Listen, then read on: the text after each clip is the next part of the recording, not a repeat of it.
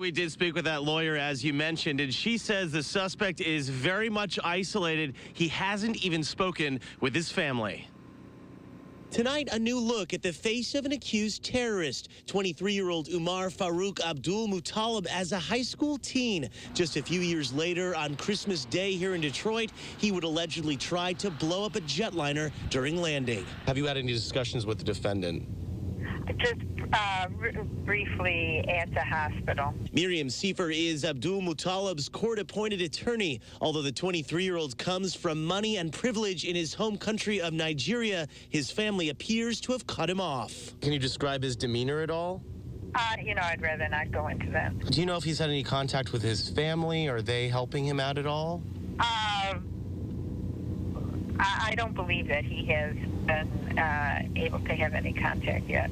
The young suspect was being treated at the University of Michigan burn unit, but today he was transferred to a detention facility in Milan, Michigan, about 50 miles southwest of Detroit. His lawyer tells us he was let out of the hospital because he will not need any skin grafts for his burns, those injuries that he sustained while allegedly trying to ignite a powder and liquid substance that he hid under his clothes. An attack that failed, but an apparent attempt that will have very serious consequences. How do you go about defending this? It obviously is very premature because the criminal complaint are really considered just preliminary charges. So, at this stage, you have to expect that additional charges may be forthcoming. So are you the only person he's been allowed to talk to so far, essentially?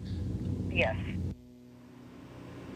The suspect does have a hearing tomorrow in federal court. However, he will not be in the courtroom. Prosecutors want to get a DNA sample from him, but his defense attorney says she will fight that. Reporting live outside Metro Airport, Tom Waite, Channel 7 Action News. Christy, back to you. All right, thanks, Tom, and we will be there tomorrow. We all have our own way of dealing with trauma, but for one man who was on Flight 253, his coping mechanism was writing an email to all of his coworkers. A moment between father and son that almost wasn't. David Schilke and 5-year-old Ray were on the Christmas Day flight.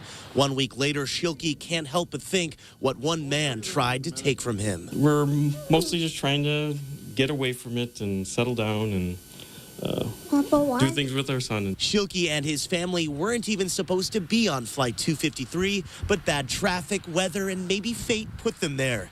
David, his son, and wife were seated in row 19, just 2 rows behind the suspect, Umar Farouk Abdul Muttalib. I never saw any flames. It was always that eerie glow off the side, just a little bit of smoke that just came up and went out a little bit, so the smoke never got very thick. Coping with a near-death experience is obviously a lot to deal with. So Schilke, who works in IT at Ford Motor Company, decided to write all of his coworkers an email. In the message, he recounts the moments during and after the alleged attack and what it was like to see the man who was accused of trying to kill him and his family. I remembered staring at him for long periods of time, many seconds.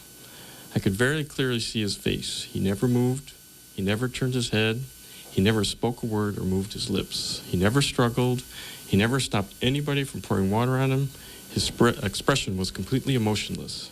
In the email, Schilke tells his coworkers the experience will not scare him out of the sky. And then my quote is, I would rather have days where I am happy to be alive as opposed to days where I am lucky to be alive. We asked David Schilke what he thinks of the accused terrorist, if he hates him. Schilke says he can't put his finger on the emotion he feels right now, but it is not hate. Reporting from Metro Airport, Tom Waite, Channel 7 Action News.